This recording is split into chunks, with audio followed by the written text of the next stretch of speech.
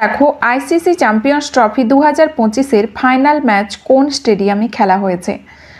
তো final match খেলা হয়েছে কোন স্টেডিয়ামে?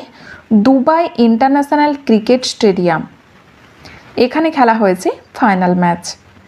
নেক্সট দেখো আইসিসি চ্যাম্পিয়ন্স ট্রফি 2025-এর ফাইনাল ম্যাচে প্লেয়ার অফ দ্য ম্যাচের অ্যাওয়ার্ড কে জিতেছে? সঠিক অ্যান্সার এখানে হয়ে যাবে রোহিত শর্মা জিতেছেন player of the match. ICC champions trophy 2025-এ গোল্ডেন বল অ্যাওয়ার্ড কে জিতেছে?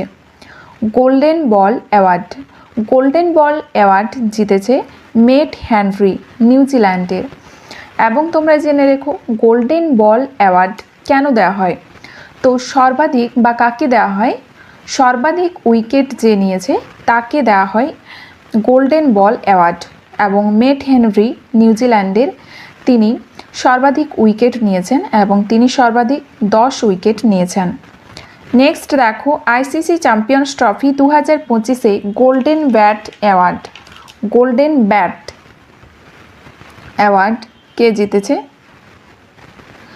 রাইট অ্যান্সার হয়ে যাবে Rachin Ravindra. Golden bat award কাকে দেওয়া হয়? যে বেশি রান করে, তো 263 রান করেছে রচিন রবীন্দ্র।